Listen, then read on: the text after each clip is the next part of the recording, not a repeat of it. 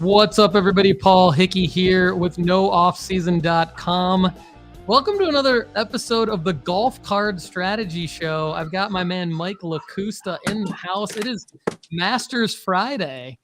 Happy Masters weekend to you, Mike. How you doing, Happy man? Masters. Doing really good. This is like the Super Bowl of golf, so it's pretty much my holy grail week of the year. Yeah, it's a holy grail week of the year, I think, for a lot of people.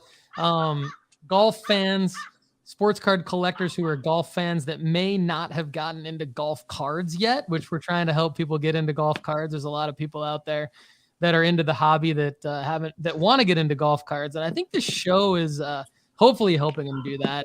And then, of course, golf card collectors like yourself. So Mike is golf_card_collector on Instagram. He runs a Facebook group. Or is part of a group of people who run a Facebook group is probably more accurate to say.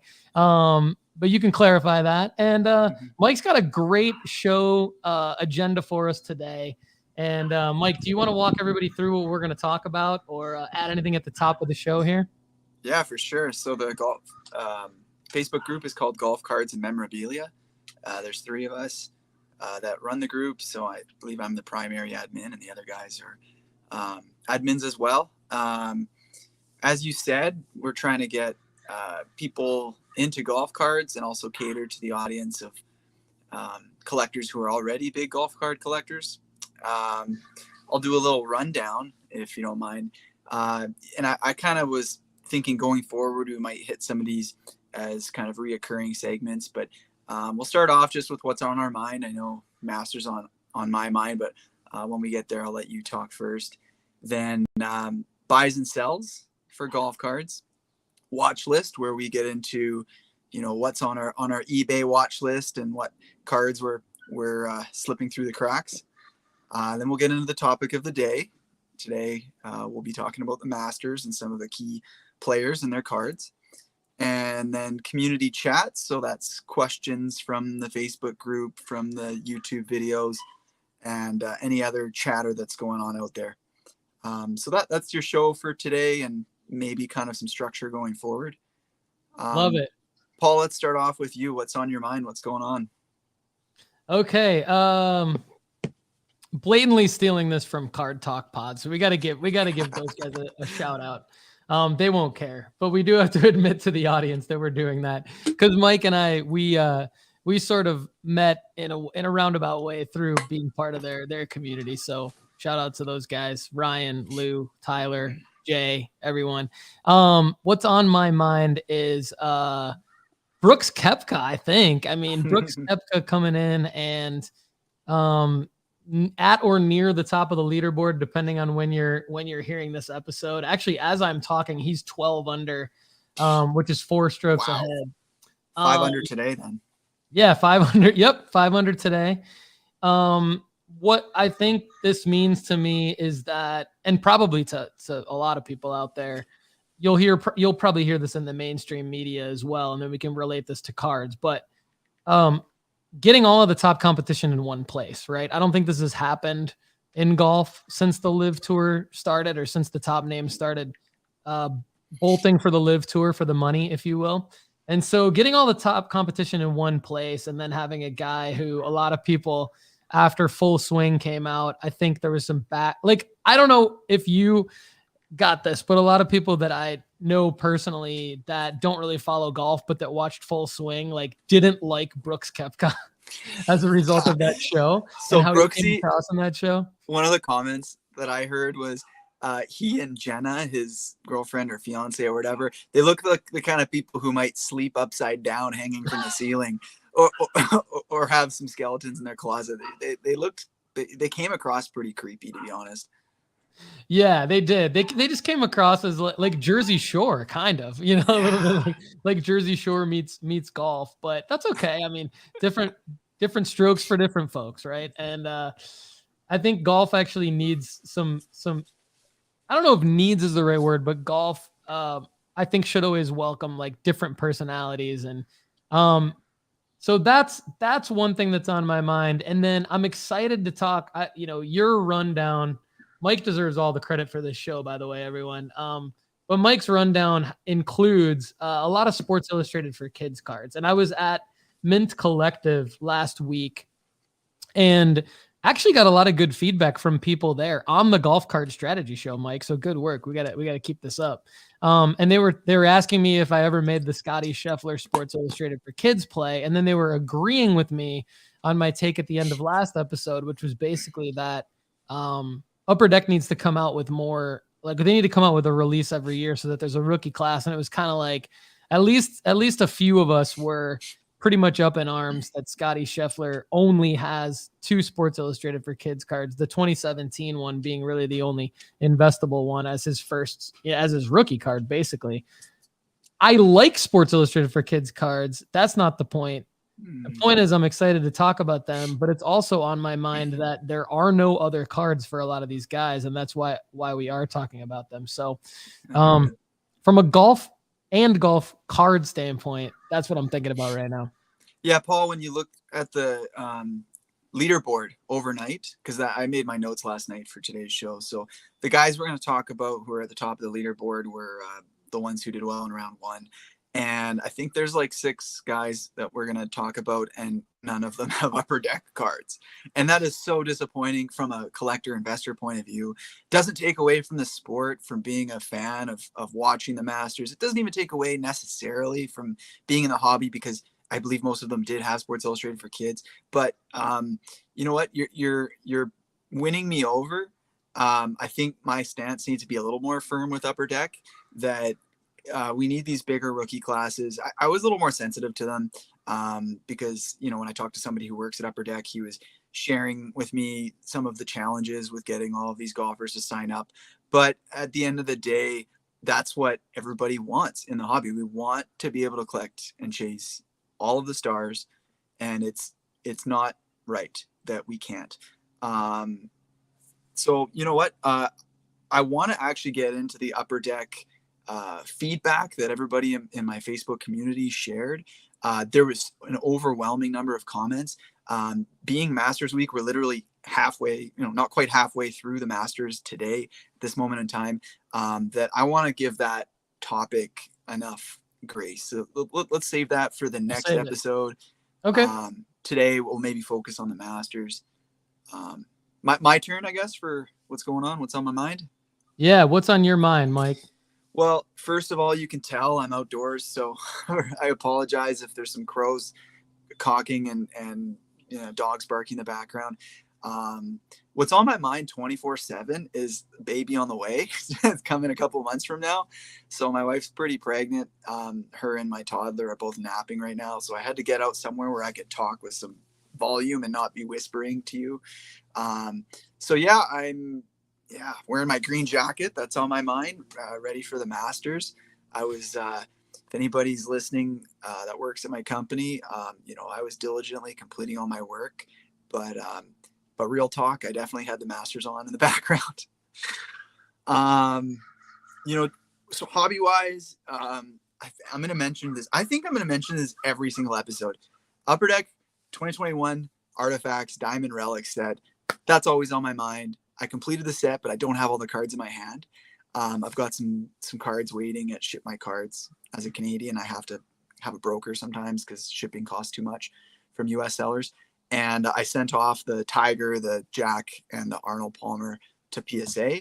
They all looked like they were in great condition. So depending on when that submission pops, it's a juggling act to actually get all these cards in one place to take a sweet picture of them. Will Zalatoris, I got some breaking news for you, Paul. Will Zalatoris wasn't featured in the Full Swing documentary. He was in the background of a few of them because he was in contention at some majors. He's going to have some cards in the future. One of our listeners actually pointed out to me on Cardboard Connections checklist.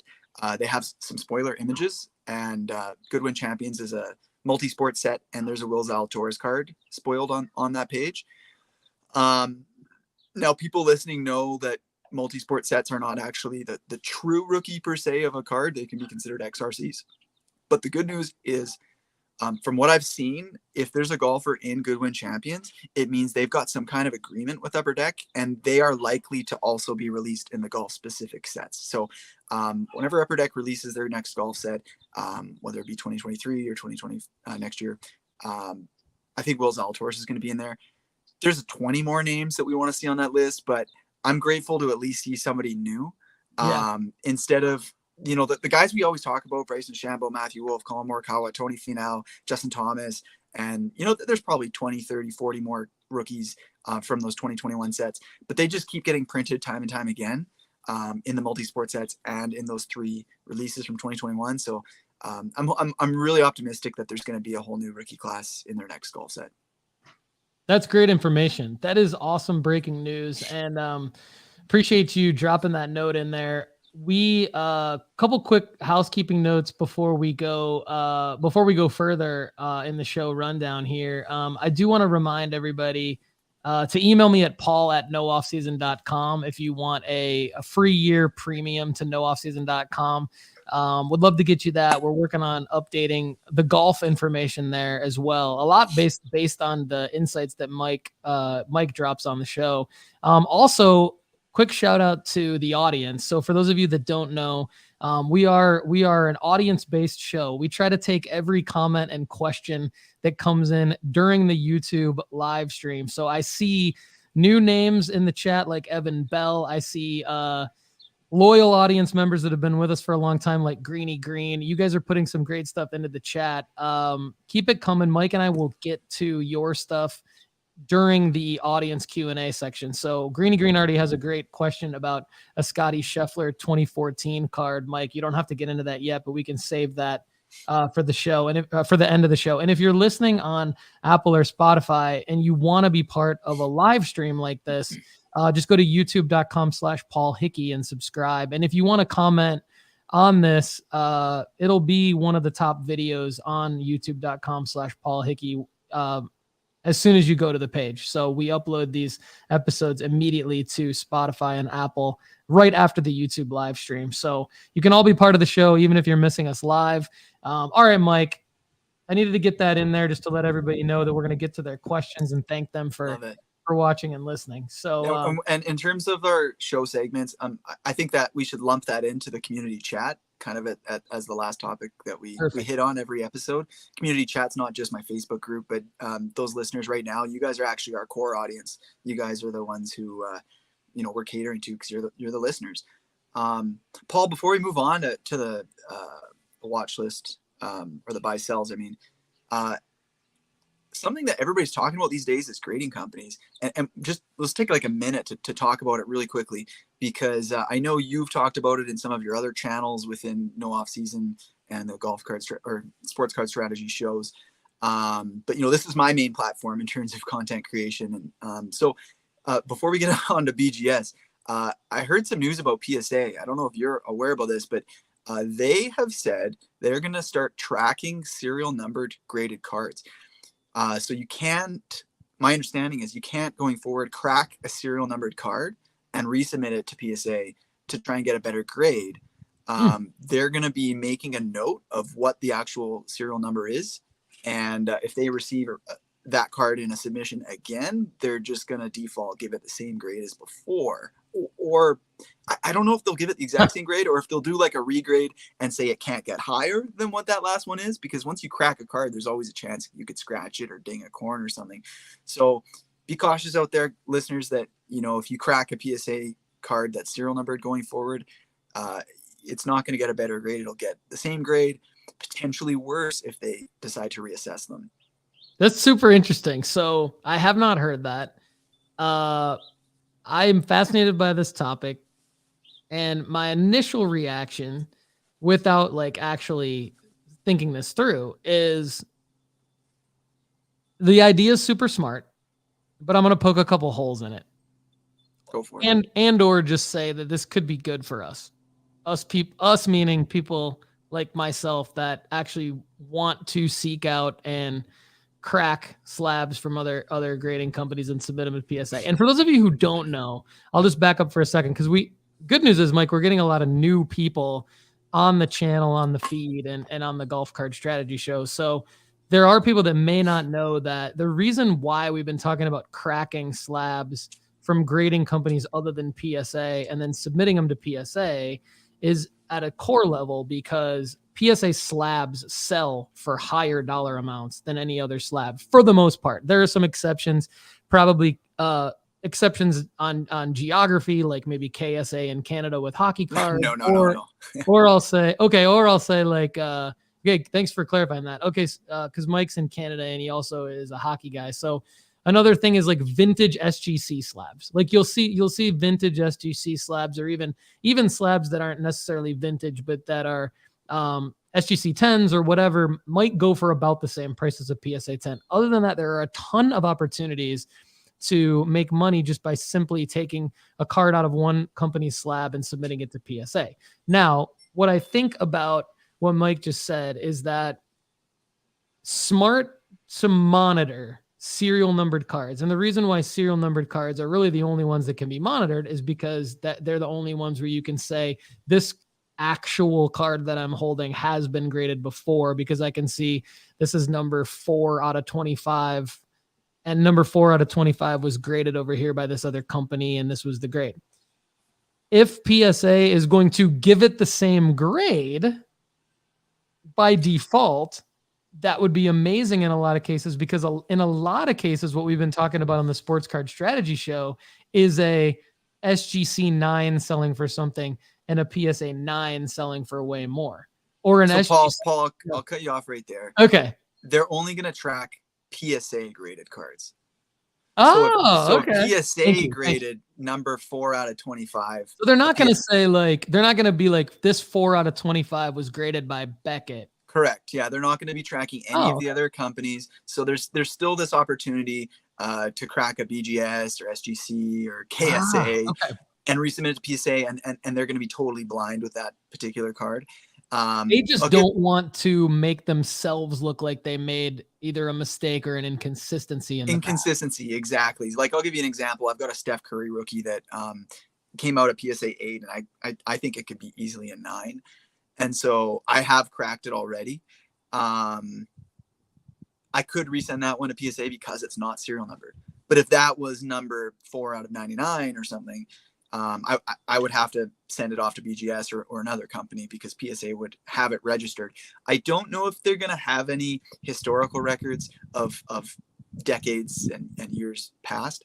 I think that they're only going to start this going forward. I don't know for sure, but I don't know how they'd be able to look that up. I mean, if they didn't have a record of the serial numbers of past graded cards, they're not going to create one magically out of thin air. But my understanding is going forward, they're going to be tracking stuff starting in 2023 graded. But hey, let's move on to BGS, because they're the ones with the real news. I mean, Paul, I'll do a quick summary and then get your thoughts, because you're the one who was at the mint. So you were in the midst of it. I've only gotten to live vicariously through you and other influencers. But BGS put up a sign at their booth that said 95959595 subgrades now equals a 10. Partway through the show, realized maybe those numbers were a mistake. They covered one of them up with a 10, saying you needed 3 95s and a 10 in order to get a gem mint 10. They made a social media announcement. Backlash was bad. And at first, I'll tell you, I was actually kind of excited about this, because I love BGS simply due to their product. As a collector, I want my card protected in the best way possible. I love the inner sleeve. The inner sleeve, I know, will keep my card from jiggling around. If I ever decide to crack that card out to resubmit it for a better grade, I've cracked BGS slabs and the card is always safe, because little shards of plastic can't hit it with that protective sleeve. Protective sleeve is a little bit different than a penny sleeve. You actually do have to get scissors and kind of cut it open and slide the card out. So it's not totally risk averse, but I do have this to say. I love BGS. I love the feeling of their slab. I love the style of the slab. And I like the idea of getting 10s. 9.5 as a gem mint isn't that attractive aesthetically. So all in all, when I first heard the news, I was actually kind of stoked, because I thought, hey, maybe some of my PC cards are going to shift over to BGS. One of our listeners, Mike, who's a big heavy hitter in golf card collecting, particularly in some of the older sets from like 2021 and, a few years subsequent to that.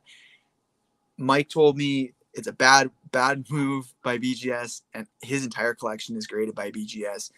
And I realized the reason why. So someone like him who's got, I'm not even gonna speculate how much money into BGS slabbed cards, but if it requires a 10 subgrade in order to become a gem mint 10, it means true gem and min gem. So all 9.5 subs or 3.95s and a 9, which are considered currently gem mint cards, are downgraded to mint plus. And that was really the one factor that just blew this completely apart, because all these existing collectors who are heavily invested into BGS means their collection is going to suddenly become, downgraded. And that's where it fell apart for me. So they've repealed their news. They're collecting hobby feedback to make better adjustments going forward. Anyways, what's your thoughts on that, Paul? Yeah, you nailed the overview of it. And my thoughts are, they totally botched this. They didn't think through like the most obvious thing, which is what you just said, which is going to downgrade probably the largest percentage of cards that are out there in a gem mint 9.5 probably wouldn't have at least 110 subgrade, I would think. I mean, or at least a significant percentage, if not the largest percentage. And so how they could announce this, how they could have that idea pass, first of all, baffles me. Then how they could announce it. I've never seen a company botch an announcement like this. And I'm not trying to be like, I'm really just being honest with my experience as a business person and as a marketer, because that's kind of what I am first in my career before I got into the hobby, really, is from a marketing standpoint and from a business standpoint, those things have to align, and you have to understand like why you're making an announcement, why you're changing something, and then how you roll that out. Now, so I'll agree with kind of the masses here. Typically, I don't like to pile on, but I'm going to pile on in this case because I just think there's just no excuse for making the decision in the first place, letting the decision pass, and then announcing it in such a botched way. Couple other like little hot takes I have that I shared on the Sports Card Strategy show on Monday, but I realize there's probably a lot of people on this show that didn't catch that. Is first of all, they don't know how to make an announcement. Like there were media at Mint Collective, and I was one of the media members at Mint Collective, and somebody came up from Collectible to me and said, and this was Thursday night, and said, if you could be back here at 6 a.m., Beckett would like to talk to you and some of the other media members about an announcement. And somebody happened to overhear that and then say, oh, well, that already leaked. Here it is. So I'm thinking like, there's so many different things wrong with that, so many different levels. And then the last thought is Saturday was April Fool's Day. And they could have saved the whole thing by making it they could have been like April Fools. And then I think everybody... I was following everything you were saying up until that point, because I you know what? Generally speaking, I seem to give these big companies a lot more sympathy than you. You have these firm stances like Upper Deck, you got to do better. BGS, you botched the job, you got to do better. Here I am kind of tiptoeing saying, I understand why they can't get all the golfers. I understand, BGS has some good things. Anyways, you're swaying me over. I'm following along. That April Fool's though, like we would know they screwed. Like, they didn't announce it on April Fool's Day. So, and I still have a little bit of respect for them to own the mistake. They say, look, we screwed this up. We did check with some people, but we didn't do hobby-wide surveys. We didn't collect enough data to really make this decision.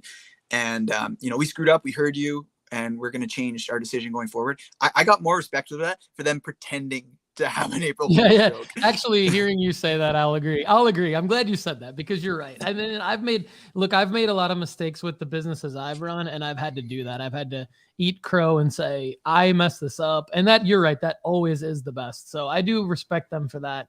And, at the end of the day, businesses, like, they've hired people that are focused on specific things, and they haven't hired people that are really good at other things. And so I think that they'll learn from this. And they'll be fine. But it is the thing that they need to respect, I think, a little bit, because I was in a session with one of the top Beckett executives, and just hearing him talk, I could tell he was a good guy, but I could also tell that he was very out of touch with the amount of people that really, really care about not only sports cards, but specifically the Beckett brand and the Beckett slabs and what they mean. And he was just out of touch with that. And I think they need to get in touch with the community, and they need to market appropriately to that community and speak honestly, and have like a community manager, somebody who's actually in touch with, like your friend Mike that you just referenced a minute ago, who's one of the top golf collectors, who has his entire collection in Beckett, and people like yourself who prefer to send things into Beckett. I think, I don't know all the details, but I do know that, I think you're right. I think you're right that they actually did the right thing in admitting that they messed up. So give them credit for that. Paul, right, I'm gonna pile on just a little more. So hidden behind this whole botched announcement was actually something kind of interesting, and nobody's really talking about it. But my understanding is BGS also made some kind of announcement that they wanted a bulk service level in the range of like $9 per card. Yes, they said that in the session I was in, actually. Yeah, and I was like, whoa, I might start sending a bunch of cards in. However, the nuance is always in the detail, and I didn't like the details that came out after that. So for one, they're looking at doing holders without the inner sleeve. Boom. Collectors like myself, I'm not interested in having a Beckett slab that doesn't have the inner sleeve. I just send it to PSA or SGC. I mean, the cards can wiggle around in those holders, and I've actually had cards damaged in an SGC holder because it wiggled around too much, and the little side bumper within the slab wasn't perfectly straight, had a little nick in it, and that nick caused damage in the card. So I don't like that. So that's one. And the other thing is no subgrades. So, I mean, that's a whole nother thing. That's why I go with Beckett. I mean, if they want to change their grading scale to make Gem Mint a 10 now, I support that. I think aesthetically it's great. But I mean, I know that the hobby and the industry are pointing towards PSA as the leader, and they don't have subgrades, therefore. But I think a lot of the people that are still loyal to BGS want the subgrades. So don't take that away from us. Yeah, and what's interesting is that CSG just sort of elegantly last year made the same change, I think, or a similar type of change to what Beckett was trying to do, and they somehow didn't model that. There was also a blueprint for it that actually I think went well, and of course that had to do also with the redesign of the slabs, which I think was an upgrade. And but it was also a change to the Gem Mint 10 that I think Beckett was trying to achieve their own version of that. And but you make a good point about the lower dollar submission. I was intrigued by that too. I thought, okay, this is going to be a good, and I did not know what you just said. So I'm actually going to stream that session later this weekend from the Mint Collective. It was one of 3 sessions I hadn't had a chance to get out there yet. And I'm going to do that, and I'll try to go back and as I stream it, clarify that point that you made, because the executive from Beckett definitely does not clarify that in the session. So, all right, you want to move on to the watch list now, Mike? Yeah, or let's move on to buy sell first. So, okay, I guess I'll throw it to you. Have you made any golf card purchases? I have not made my Scottie Scheffler purchase. Come on, man. I have not. They've all been, and you can tell me what you think about this. So they've all been like buy it now at about $125. Yeah, that's a decision. You're right. So like, I'm thinking, will those maybe come down even if I wait past the golf season? Like, they will. 100%. Okay. Yeah. Okay. I mean, the only way they won't. There's 2 things that could cause it to not go down. One, if Scottie Scheffler gets like a grand slam and wins every major, it's going to go up. The other thing is if Upper Deck announces that they'll be printing Scottie Scheffler in their upcoming sets, then his Sports Illustrated for Kids could carry its value forward up until that release, but it will kind of be a pointer towards it maybe not holding its value forever. Okay. So unfortunately, I have not purchased any. One of these days, I'm going to sell you a Colin Morikawa card or something. I got to get. He would be the other name that I would be interested in investing. Yeah. He'd be the other one. Yep. So what about you? So I went to a card show last weekend for the first time since, gosh, it's been like, I don't know, 6 months. In Canada, there's not a lot of card shows. So I think there's like 2 major ones in my city per year. And yeah, it was a lot of fun to walk around for a couple hours and see some familiar faces. Made actually quite a few deals, more than I expected. I sold a 1-of-1 Abraham Answer, which is printed by Leaf. It's like a superfractor style of card, SGC 9. I bought the card for $80 Canadian a year and a half ago, which it's one of these funny things. I had an alert on my phone saying 1-of-1 golf cards. So I actually got like a notification just before I was going to bed. And I pulled it up. I was like, whoa, $80 for this 1-of-1 Abraham Answer. So I pulled the trigger like as soon as I saw it. And so I think I got about $200 trade value for it. Also partially sold trade a Colin Morikawa and a Tiger Woods Goodwin Champions pink tracks, which is numbered out of 299 parallel. Both of them SGC 10, so gem mint cards. So I actually traded those 2 SGC 10s plus the 1-of-1 Abraham Answer for I got like $250, something like that, plus Canadian, plus a gem mint PSA 10 Yoda refractor from a Star Wars set, and Tiger Woods Victory March PSA 8, which is from his rookie year, and something else I can't remember the guy threw in. So I was really just kind of looking to cash out of some cards for some of the other purchases I'm making. Funny enough, that Tiger Woods pink tracks, I picked up at the same show a raw version of it. So I got rid of my SGC 10. I picked up a raw version just to backfill the card. The guy had it for sale for $15. I got it for free though, because I bought another card and I said, throw in this Tiger, and we got a deal. So those are the kind of things you got to do to kind of get the most value you can out of card shows. You probably see from Card Talk, actually. What's his name? Card Collector 2. You often see him saying, I'm interested. He got a little pile of cards going on, and he leverages that to either negotiate the price down or to get something for free or whatever. Yes, 100%. And while it wasn't a golf card buy, I did that exact thing at Mint Collective because Saturday is a card show, which is great. And I didn't know that actually going in. So Saturday was a really nice card show. And I did the same thing you're talking about. I had a stack of probably at least 30 cards. I think I got for about $70 total, but because of that, like many of them essentially were free. And the point that you just made, I think is important for everybody watching and listening to the show, is that I think this is how you really make money. If you were looking to make profit, I really think that card shows are the best place to get your inventory, and sort of the tactic that Mike just laid out, I think is the easiest way. If you, not everybody's a negotiator, right? A lot of people are a little bit maybe shy, timid, whatever, or just like not wanting to make the dealer feel like they, feel uncomfortable, or make the situation feel uncomfortable for asking for a lower price. And I get that, but the easiest way I think to do that is to do what Mike just said, where it's like, it's almost understood that if you're stacking up cards at a deal, or even if you're buying more than one, to just ask, like, just say, what can you do for, like, what's your normal price? And then just your follow-up question. Well, what could you do? Could you go any lower? It's expected. It's what you have to do. So I'm not gonna say I hassle people. Like you have to get a vibe off somebody. If somebody seems like they're firm and their prices are high and they just aren't a little bit crabby, it's a little, it'll get your heart beating to try and negotiate with them. To be frank, this is a hobby. If I come across somebody like that, I'll move on to the next table. I'll find somebody else, because their competition is literally inches away from yeah, exactly. And something I'll say is I actually do this in card shops too. I'm not haggling. If they give me indication they don't want to negotiate, I'm not going to push it. But I'll give you an example. Now, this isn't golf related, but there's some golf cards in the deal.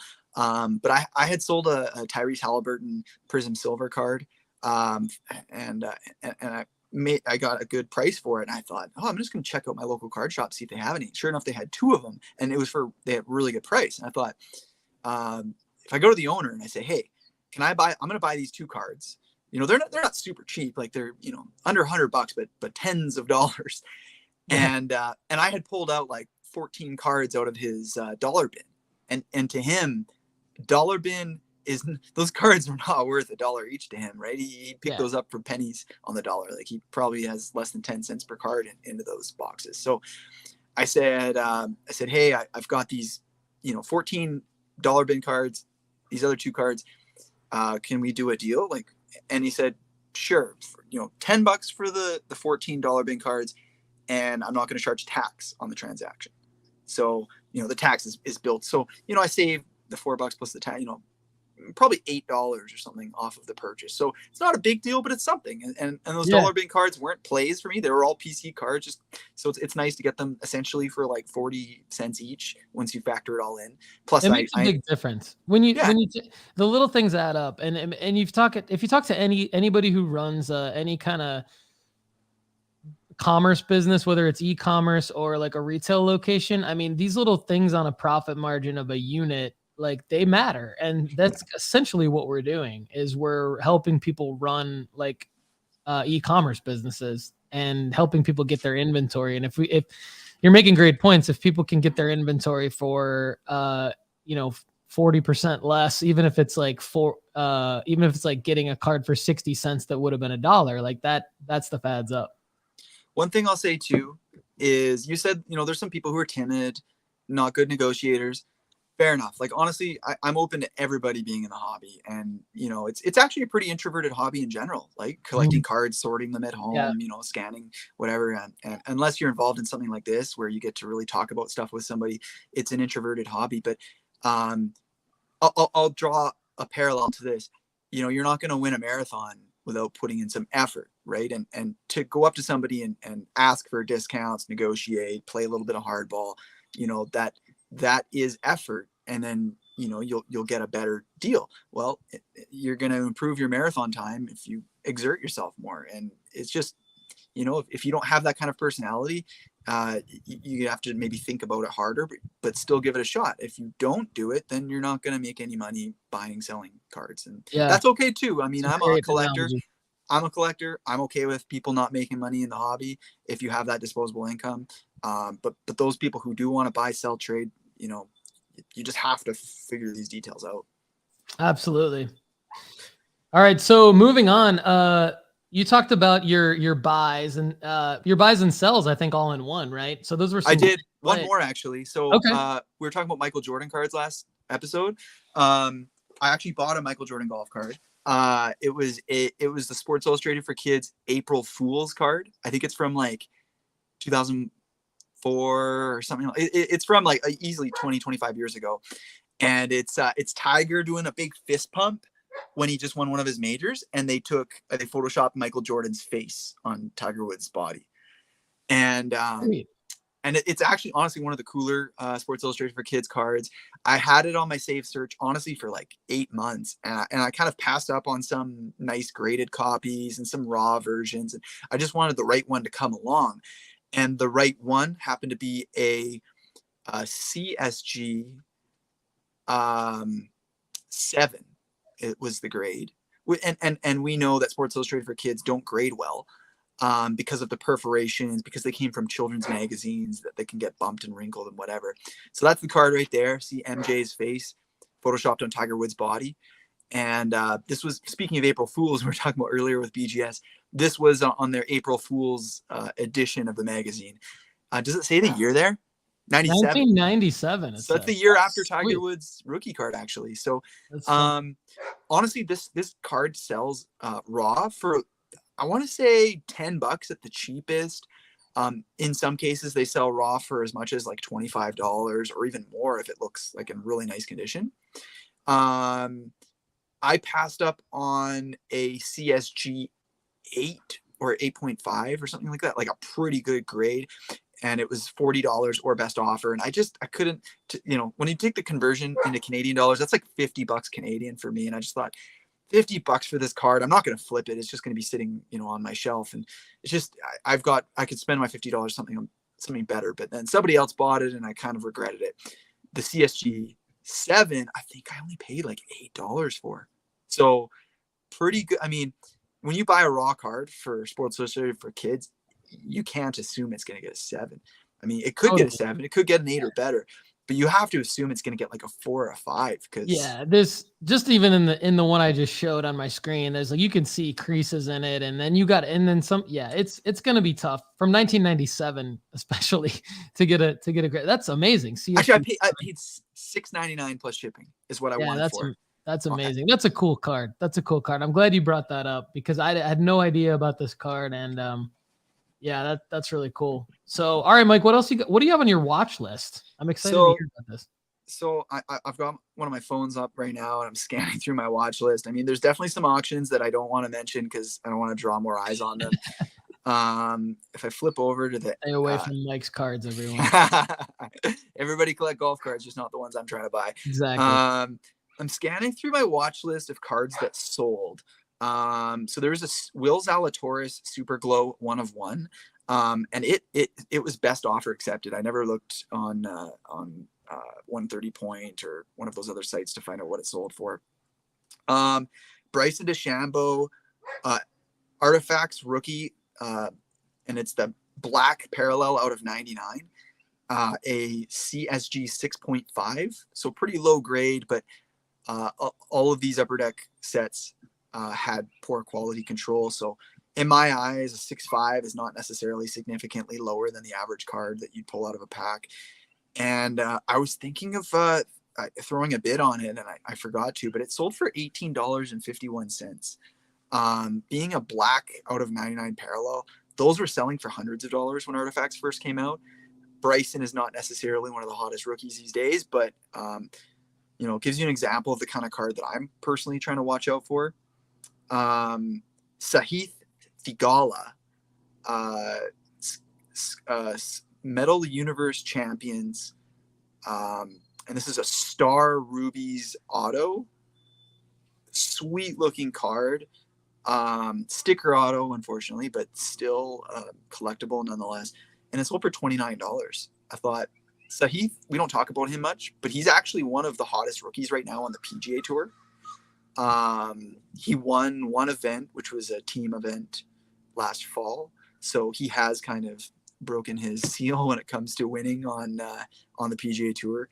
And if you watch like his PMGs, those are some precious metal gems. Those are cards that I kind of keep my eye out, and his precious metal gems are actually selling pretty well.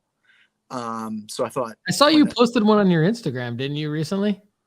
So I that Colin Morikawa PMG. Oh, no. The one you saw was a Cosmic. So 2021 Goodwin Champions has a Cosmic parallel, which looks like PMG. And I think I may have tagged it PMG Vibes. Yeah. Because it looks like a PMG, but it's not. It's just a totally different kind of insert set. It did look like a PMG, yeah. They are awesome. Honestly, that's one of my favorites. I haven't talked about it much because I still keep my eye out on eBay to try and buy them all up. I've probably got 50 of those Cosmic cards from just the golfers. I'm not collecting the other multi-sport athletes. Yeah. But yeah, I've got like a dozen of Tiger Woods of those Cosmics because there's two different versions of each player. There's the Goody or Gowdy, whatever it's called, plus the base Cosmic. And honestly, that's one of my favorite parallels. But one of these days I'll throw up a post on Instagram of like all my Cosmic cards. Some of them are off getting graded right now and stuff. So again, kind of like the Diamond Relics, I don't have them all in my hands yet, but yeah, that Cosmics parallels of Goodwin Champions, those are honestly one of my favorite inserts. So that's kind of it for the watch list. I mean, I'm going to scan. Actually, you know what? I'll mention this one. This is another example of a card that you could make a play on. So it's a Hudson Swafford Precious Metal Gems Blue out of 25. And 6 hours and 54 minutes left on the auction, and the price is at $3.25. So Hudson Swafford is not a big name on the PGA, but he does play in a lot of events, and it's one of these guys who could definitely win an event. And that's the kind of card, if it sold for less than $10, I might pick it up for a blue PMG out of 25 and just keep it in the box, right? And if he wins an event, throw it up on your Facebook preferred Facebook group for sale for $30, and I guarantee someone's going to pick it up. Yeah, that's a great call because like when I first started getting into a couple years ago, when I first started getting into, okay, this card is now all of a sudden worth like 40% of what it was a couple days ago and trying to figure it out. That's what people were doing. Like they were doing exactly what you had said, and they were timing it to where as soon as somebody got, somebody hit for the cycle in baseball, or somebody, put up a 40-point game in basketball or whatever, they were immediately going back to that card. And so I like that play. And just wanted to ask you, so does it say how many bidders? Is that something you can pull up? Because I know 6 hours left, like a lot can happen in 6 hours on an eBay auction. And there's only 2 bidders. Two bidders, then that thing probably will go for a pretty low price then. And when you check out an auction on eBay, particularly on your phone, I don't know if on the desktop it's the same, but if you're on your phone, it'll come up with a little red banner right above the picture, and it'll say 12 watchers or 35 watchers if it's a really popular card. And so something I do as well on my watch list is I'll just check out each card occasionally, and if it has that red banner and it tells me other people are watching it, I might think this one's not really worth putting a lot of effort into because other people have it flagged and they're planning on trying to win it for, they're planning on winning it for a lower price, but if a lot of people have that plan, then the bid might just keep going up and up. Yeah, you never know, but it's a great insight there. So good stuff on the watch list. I think watch list is definitely going to be a segment that we need to keep incorporating into future golf card strategy shows. I really like it. Paul, before we move on, why don't I just rattle off 3 more big cards on my watch list? I'm not planning on winning these, and they haven't ended yet, so that's why I'll talk about them. But they're pretty big cards. So, and smartly, the sellers plan to the auctions to end right in the middle of the Masters or on Sunday. So, one of the reasons I probably won't win them because I'm throwing out bids to try and win stuff for good prices, and this weekend is not the time to win something at the best price unless it's kind of a random card like the Hudson Swafford. So the first one is a Justin Thomas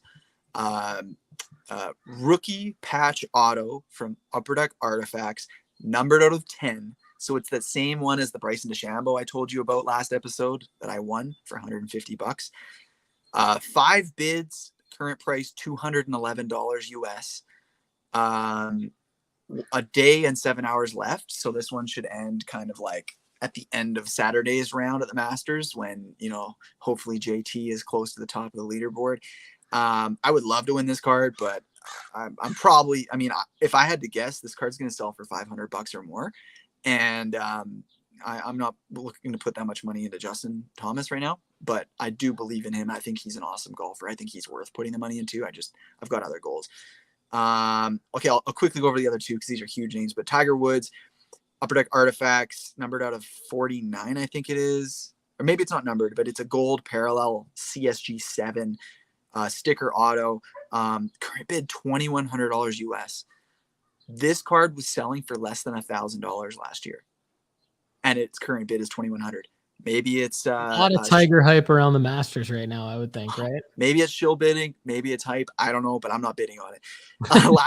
Last one. This one is scheduled to end at the very end of the Masters on Sunday, and it is a 2014 exquisite black Rory McIlroy rookie auto. Numbered out of 10.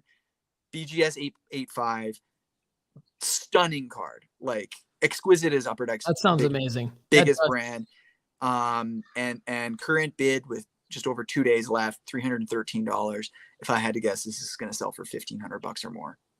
Wow. Yeah. Rory would be my third guy, and in no particular order. I like Rory, Colin, and Scottie a lot. He would be in my top 3 of golfers I might make a play on. But that exquisite auto sounds amazing. It's way out of my price range if you think it's going to go for $1,500, but it might be one that I would throw a bid on at like, I don't know, $370 or something and just be part of the bidding. But I wouldn't win it at that. That's for sure. That's cool. So you want to hit on the Masters before the community chat? What do you got for the topic of the day? Absolutely. So I'll name some golfers here. I'll give a little spoiler. None of them have Upper Deck cards.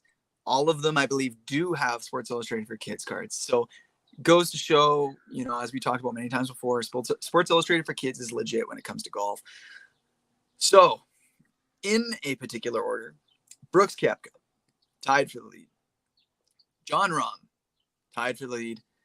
Victor Hovland, tied for the lead. This is at the end of day 1. Right now, Brooks has really pulled away.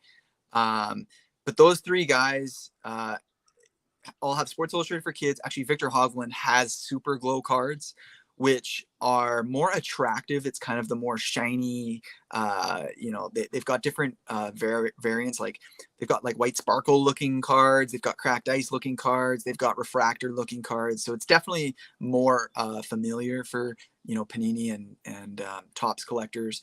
SuperGlow, who knows how long they'll be around, but they have been around for a few years now.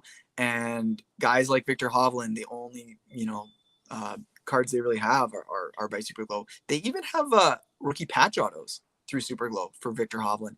So anyways, those are kind of guys at the top of the leaderboard. Then before I move on down the list, what are your thoughts on those three? What do you think about their Sports Illustrated for Kids cards?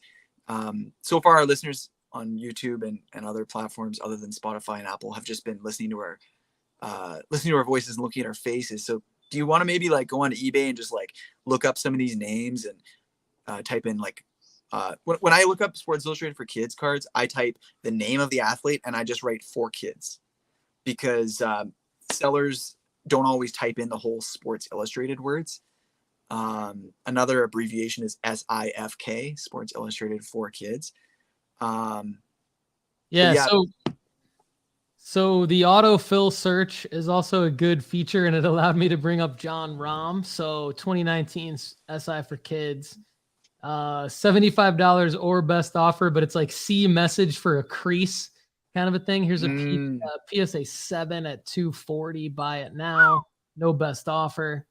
Jon Rahm, $29.99, a little off center. Here's a new listing, 6 days left on a Jon Rahm. This could be an interesting one. Starting at $1.25, there's 3 bids. There's 6 days left, so that's going to go up. Nice. Zoom in on the pictures, everybody, if you're looking at this listing, just to make sure that it's not like clearly cut or anything like that. I'll do that real quick for those of you watching on YouTube. And if you're listening, just come back and check out the YouTube channel later if you want to see this. This looks pretty centered. What's weird about it is the bottom looks like it was either on the bottom of the sheet, which can definitely be true, or it was cut if it's not on the bottom of the sheet. And so we'd have to go. I would highly recommend, if you're looking at Sports Illustrated for Kids cards, to when you see like this kind of a bottom, right, Mike? You want like a straight bottom, you mean? A straight bottom. Go try to find an uncut sheet, right? Yeah. Just to make sure. Yeah. Yep, a picture, Google image of an uncut sheet for this issue. And that probably is, honestly, it's probably bottom row middle if it has perforations on both sides. And that's totally fine. That it won't affect the grading unless somebody was rifling through the magazine and wrinkled the bottom edge or something like that. But that's a sweet one. I'm glad you pointed out this auction. Hopefully our listeners, if they're interested in Jon Rahm, who's definitely, so he, Rory, and Scottie are all fighting kind of over the last months for the number one spot in the world. Jon Rahm kind of gets overlooked when it comes to the hobby. Partly maybe because he's a Spaniard. He doesn't have a thick accent, but you can kind of tell he's a foreigner. So, he's dude, whereas I agree with you. Unfortunately, that happens, but dude is like always at the top, like always near the top of majors. So I really like him as a play, right? And then I like him. I led with him when you asked me what I thought, because I think he would be the one on the list of guys. We already talked about Scottie Scheffler. He's already on my list. I'd put Rahm next. And then Brooks. Probably Koepka third, but Brooks. So Brooks is 2015 SI for Kids. If you don't mind, can you throw up on his sold listings? So go to your settings, filter for sold. Partly, I just want to get a feel for what these cards are selling for. I want to get a feel for if they're selling a lot or if these are just ridiculously high buy it now prices. Like, what are you seeing here? Yeah, so a good-looking condition one that is centered for a Sports Illustrated for Kids card, which is hard to find, is sold for $59.99, just straight up, full asking price. But then there's one that's sold for $9.99, and it's clearly either cut or just really badly off-centered, or both. So that's right below it. Both sold today. So these are today. And like this is what I love about sports card investing. These sales are today because of the fact that he's 5 under and pulling away in the lead. And this is when not to buy. This is like, do not, and I'm glad Mike kind of went down this path because for those of you who are kind of new, like just unless you're just want to seal the deal on a card and like can't wait and you're going to keep it forever and you're going to be happy regardless of what you pay for it, don't buy. If you're here for what we think you're here for, which is what we create content here for to help you make money, now would not be the time. It would be if you like Brooks Koepka, enjoy the Masters, put a calendar reminder on your calendar for like, I don't know, October, right? Yeah. Then Absolutely. go back or just keep listening to the show week after week, and we'll tell you. But I'll just throw something out there. I mean, we're not responsible for any of your guys' decisions. Just be smart about it. Don't spend more than you can. And if you're truly collecting and you just absolutely want one of these cards as a collector, buy it now. Fine. Or wait would be smarter. Wait till the off season would be the smartest. Paul, I'll actually throw something out there. I forgot to mention on what's on my mind, but I was actually a guest on the Dave and Adams podcast called The Chase on Wednesday. And they asked me that question, like what's going on with golf cart prices? Are you going to see a spike this weekend? And my answer was, yes, you're going to see a spike this weekend.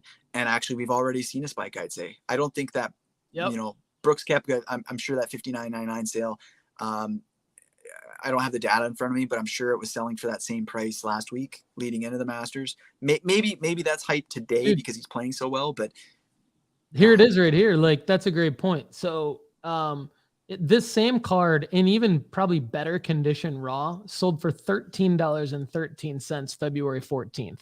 So $59.99 today because he's in the lead in the Masters. And, give or take some eBay fees and whatnot. I mean, that's a $46, $45 difference. And that's a huge profit margin. I mean, if I could make $45 on every transaction in cards, I'd be that'd be my primary source of income, which I'm striving for, as I think maybe most of us are, but not there yet. But there it is. So that's Paul, exactly right. I want to shift over to SuperGlow with Viktor Hovland. But before we do, we just looked at a couple Sports Illustrated for Kids cards. What do you think of the appearance? Like, in my eyes, it kind of has this like old school Donruss kind of look to it. Yeah. Same styling. Like, what do you think of these just as a term in terms of like a collectible piece of artwork? To me, I like it. And this is going to be subjective, right? But to me, since you asked, I'm a fan. I think the brand is iconic. I mean, it's something that I grew up with. I as a young kid, like, was super excited to get SI for Kids every month. It comes out once every 2 months now. But there still is the print issue. And I think to me, it's an iconic brand that this design of the card mirrors more of a traditional, believe it or not, more of a traditional sort of Topps or Panini sort of design. You're right. You nailed it with the Donruss. It's like a Topps Chrome or a Donruss type of design. And it used to be like a funky blue, purple, like they used to play around with yellows. We showed the Michael Jordan, Tiger Woods, April Fool's card that you recalled a minute ago. And that was like a yellow. I'm a big fan of this more classic sports card design, but still with the iconic brand of Sports Illustrated for Kids. We all call it Sports Illustrated for Kids still. It's actually Sports Illustrated Kids. They rebranded it. But to me, that's neither here nor there. I'm a fan. I like, as much as I don't like that Upper Deck doesn't have cards, I like that there's this opportunity for Sports Illustrated for Kids because I enjoy that brand. I enjoy Upper Deck brand too, though. So glad you asked. Right on. Hey, share your screen again. Go on to eBay and type in Viktor Hovland SuperGlow. Sorry, right. My dog saw a squirrel or something, so she's doing a little roofing. No problem. So there's different types. There's different parallels. You'll probably see some listings that say SuperGlow 1 of 1.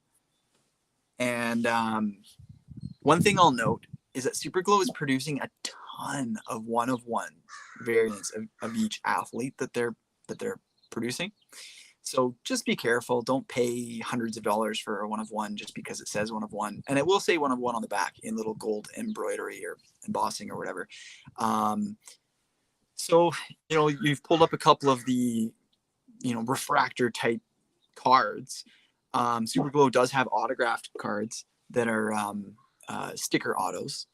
So I guess the first question I'll ask you, what do you think of a set like this? And what do you think of their kind of base refractor type looking cards versus like one of their sticker auto type cards?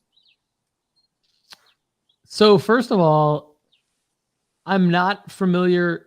I've heard of SuperGlow, and I was acutely aware of the fact that this was a golf card brand. Having looked at it right now for one of the first times ever, I'm actually kind of a fan of like some of these. I don't hate the cracked ice. I don't hate this what's listed as a first ever silver refractor. I'm not sure how accurate that is. Base cards are base cards, right? Not a horrible looking base card. In terms of the patch relic, numbered out of 45 with the auto, not bad. Can you pull that one up actually? Yeah, I'd say overall, I'd give it maybe like a 7.5 or an 8 out of 10. I don't know. Pull up that patch auto. So one thing about this, just look at that auto and where it's positioned. I absolutely love this card. I think the colors could be a little neater, a little more aesthetic, but they did a terrible job with creating room on the card for an autograph. Look at how the autograph is overlapping with his name. Like it completely covers the Viktor Hovland name. It's almost like they made this to be a patch card and then, randomly got Viktor Hovland to sign some stickers and said, hey, we could make this an RPA and not just a patch card. And then, an after the fact decision. But if they had created more space on this card, that would have looked, I think, awesome.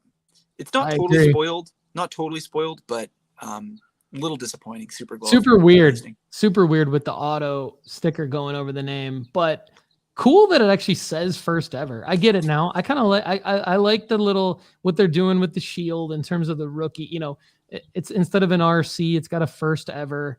So the one thing is they actually did print multiple rookie cards for Viktor Hovland. Another guy is Will Zalatoris. So Will Zalatoris has one of these rookie patch autos. He has other autos and refractors from SuperGlow. And I believe that in their first round of printing, they used that icon that says first ever. And that's an indication of like the first rookie card with like SuperGlow. A first off the line type thing. Exactly. And then subsequent rookies they printed of those players. It might say rookie still, I forget, but it doesn't say first ever anymore. Glad we were able to cover SuperGlow real quick. So that's super interesting. I mean, I think we might need to dive into SuperGlow in future episodes. I see that there's like maybe a color blast type situation, copycat situation happening in here.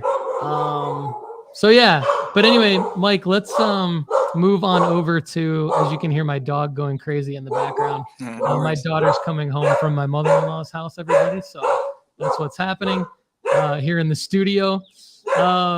Let's go to the community chat, if you don't mind. And I'm going to let you lead this segment and mute myself, and I will be right back. Yeah, no worries, Paul. So, actually on the topic of SuperGlow, shout out to Justin Lee from the Golf Cards and Memorabilia group. Thanks for the interesting topics you post about. You actually mentioned a Viktor Hovland 1-of-1 SuperGlow card, and even made a joke the other day that maybe it's time to sell after his good performance in round one. Shout out to you exclusive from Instagram. First of all, before I get into one of your comments, congratulations on your big Holy Grail pickup. For those listening, it is a Michael Jordan and Tiger Woods dual auto from Goodwin Champions. It's a horizontal card to fit both of those autographs side by side. And let me tell you, I posted this card on my page a few months ago saying, not my card, but this is absolutely one of the biggest cards in golf. And Michael Jordan is he's in the picture. He's not actually wearing his like Bulls jersey or anything. He's wearing this like hilarious 80s sweater, and it just looks like such awesome swag. And then Tiger's next to him looking pimped out as well. I won't, he shared a little bit with me about the deal. I won't reveal details, but just to give people an idea of the card's worth, like I know a lot of people are asking 20 grand US for this card. At the peak, the card was selling for $27,000 to $29,000 US a couple of years ago. So it's a huge card. Congratulations on your pickup. That is so awesome. And U Exclusive is actually the person that asked me, what kind of feedback we have for Upper Deck. So I heard you. We're going to talk about that particular topic in our next episode once the Masters has concluded. What else? On the topic of Michael Jordan golf cards, I mean, we talked a little bit about some of them in the last episode, and I had some people reach out showing me some other cool Michael Jordan cards. So, in terms of investability, U Exclusive, I think you made a great pickup there. And there are other Michael Jordan golf autograph cards that we didn't talk about in last episode that are, worth in the range of, I'm going to say a couple grand at the low end, and upwards of, let's say, $2 to $5 grand is kind of the range for a Michael Jordan only autograph card. Not Dual Auto with Tiger. Those are more, but yeah, in terms of Michael Jordan golf cards, April Fool's card, some of the other promos that I mentioned in the last episode would be great for PC, and then the autographs for the high-end investable cards. So that's a lot of the community chat. I mean, that's kind of it for me, Paul. What's Love going the on? community chat. Encourage everybody to either hit up Mike or I on Instagram, golf_card_collector, or Sports Card Strategy on Instagram, or you can email me directly, paul@nooffseason.com, and just say, hey, I want you guys to answer my question on the Golf Card Strategy Show. We'd be happy to answer it. There's also a Facebook group, in addition to Mike's Facebook group, the Golf Cards and Memorabilia. There's a Sports Card Strategy Facebook group we'd love to have you participate in. Just go to sportscardstrategy.com, and it's got all the quick links at the top of the page to join the Facebook group, subscribe to the YouTube channel, subscribe to the podcast anywhere you get your podcasts, all that good stuff. But let's round out the show today with comments and questions from today's episode, the live audience. So we've got Evan Bell, a new name to the show, who has made some great comments, and I just want to give him some props. So we appreciate him chiming in. We've got Evan Bell, who says that he found out about Graybo's. Graybo's Card Shop in Richmond, Virginia is a new shop. They are a partner with the Sports Card Strategy Show and nooffseason.com. He says they found out about Graybo's from the show. You're welcome, Duke Dodson and Ryan Fitz. He lives in Richmond and got to stop by this morning. The guys let me in an hour and a half before they opened it to check it out. Great store and super nice guys. I agree. I met them at Mint Collective. They're awesome guys. Good to hear it's a great store. Actually, breaking news. I will be at Graybo's on, I believe it's the Saturday before Father's Day. I think it's June 17th. I'll be there, and we're planning on doing a live Sports Card Strategy show and tell from Graybo's. So if you're anywhere near Richmond, Virginia, or you just want to come hang out for whatever reason, check us out there. Let's see. Wanted to get to Greeny Green's question. So Greeny Green is a loyal Sports Card Strategy Show listener, and we love Greeny Green. And he says, what about the Future Stars RC of Scottie Scheffler? So I'm going to bring this up, Mike, while you kind of take this question, because this is definitely a question for you. I know. Yeah, for sure. No, so when I first got into golf card collecting in 2020 timeframe, Future Stars is a card that popped up for me a few times in my eBay searches. Particularly, I collect Matthew Wolff, so I was looking at the Matthew Wolff Future Stars cards. It's an unlicensed product, and I would even venture to say it's like the absolute bottom tier of unlicensed sets. So like we just talked about SuperGlow, which a lot of people don't even know about. Future Stars makes SuperGlow look like a legit Upper Deck type company. Future Stars, I believe it's just this, it's kind of a paper product. I don't know anything about their manufacturing process, but there's no bells and whistles. There's definitely nothing flashy about these cards. I wouldn't be surprised to say, it's just printed in somebody's home or in a Yep. little warehouse. That's kind of what I was wondering when he asked, and I pulled and, it up. And the print quality doesn't look great, like the actual, clarity and quality and brightness and all that of the actual images. I don't think they're great. Don't fall for it, Greeny. Don't fall for it. One thing I will say though is there is actually some consistency with these cards. I've seen them kind of printing and selling these cards on eBay for year over year. So the only positive thing I'll say about them is that, they're doing better than Upper Deck when it comes it's not to like printing a and selling scam. golf It's cards. not like